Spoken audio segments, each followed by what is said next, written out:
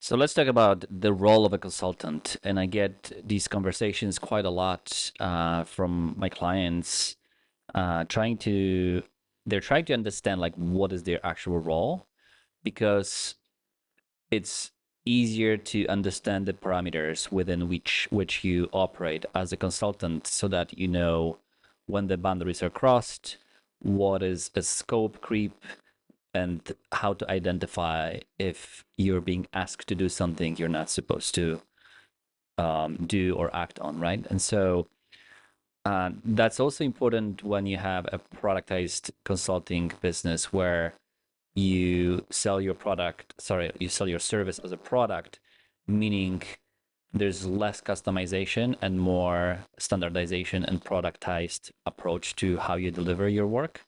That's also very, very important to understand, like what is the limit of my delivery, like where does it end, what is the scope of my work, what is the scope of my service, and what does delivery mean for me as a consultant.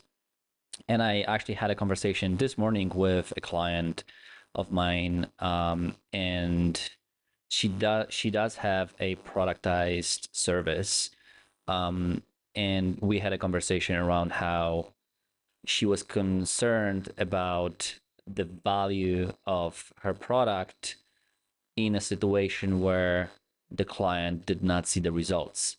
And that is a very valid um, feeling, if you will, from a consultant perspective, especially from someone who values the results they're giving their clients, and what kind of results their clients are getting. So basically, her question or her concern was that she's like, well, I do have this productized consulting in the form of a consulting program, and some people win and some people just like, they buy it and they're just not maybe seeing the results.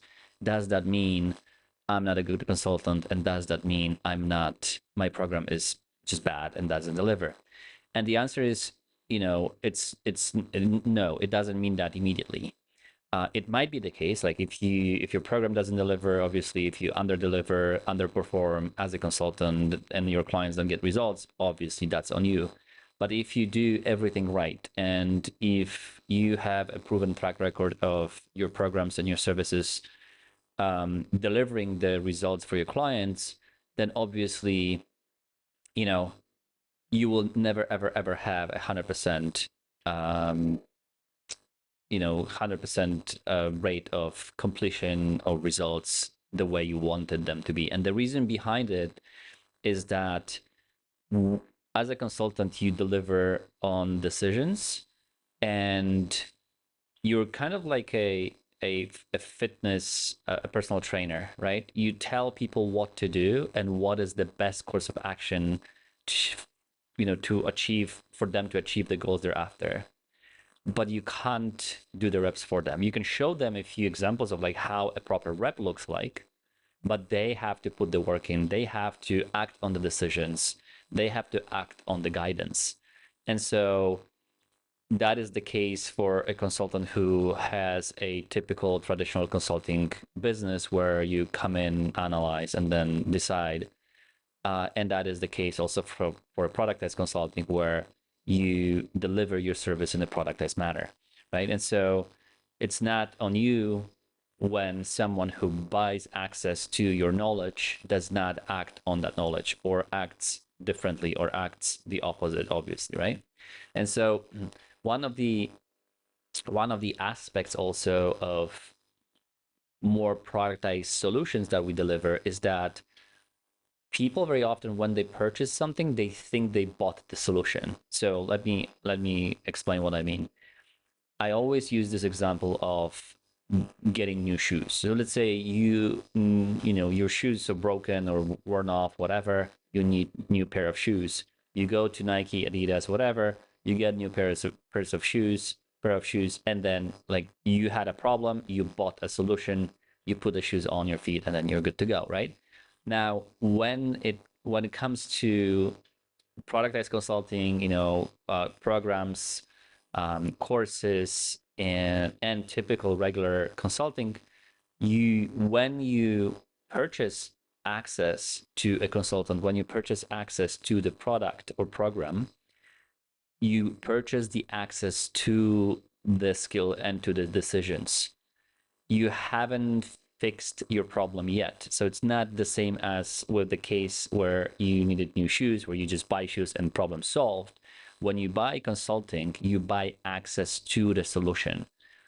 And you buy and you do that because you buy access to the consultant's brain and IP and methodology and expertise and all that stuff.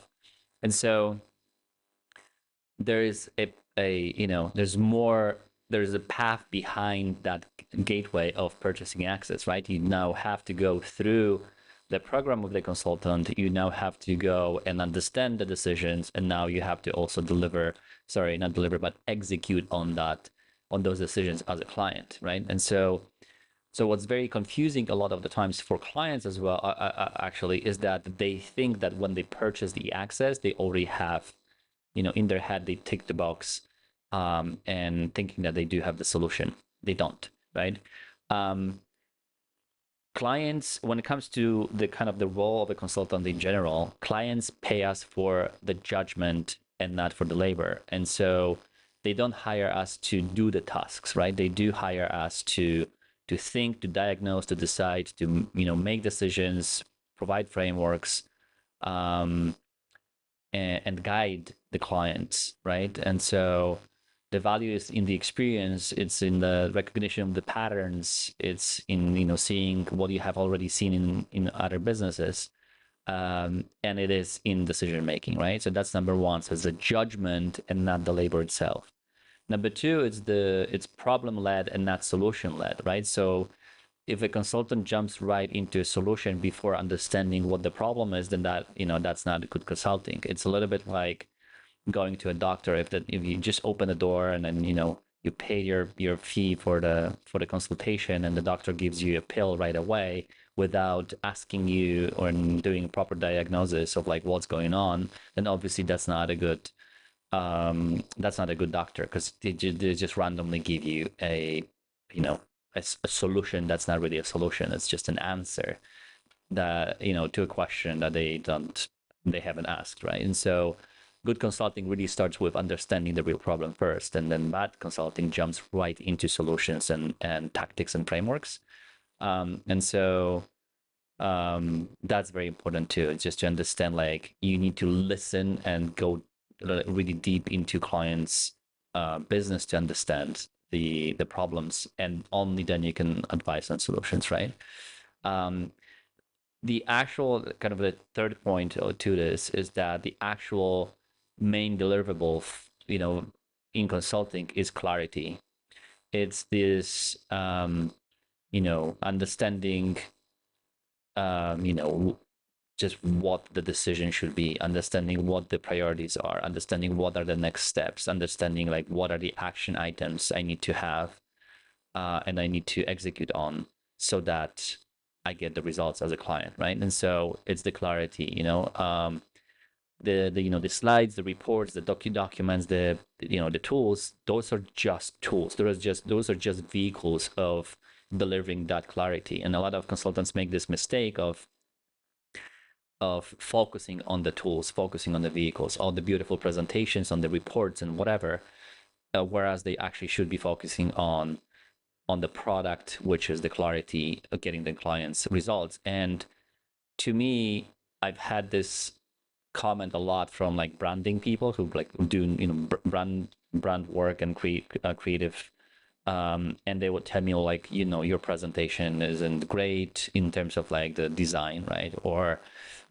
your branding needs help and blah blah blah. And that's, to me, that was always an additional, that was like the kind of like cherry on the top, cherry on the cake, because it doesn't matter. Like, if my presentation is beautiful but the content sucks, then like, who cares, right? I'm not in a business of delivering beautiful presentations. I'm in a business of solving clients' problems. Now, don't get me wrong. If you should, people will judge the book by its cover, and you should take care of your branding, but it should not be number one. Like, choosing a logo and making your website beautiful is not the first step for a new consultant to take, right? So what's also important is that the consulting is very contextual. It's not generic, right? And so, yes, we do have productized consulting, and that is another level of turning a generic or actually turning the custom and contextualized solutions into more generically applicable product where a lot of people can use the product and adjust that product and implement that product for their own, for the business specifically, without the need of a consultant to go and do custom work. That's a different story.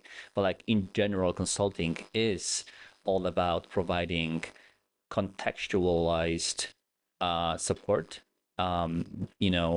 based on the context of the market they operate in, the context of their team, their risk tolerance, their goals, their family situation, the experience they want to have in their business as well, right? And so,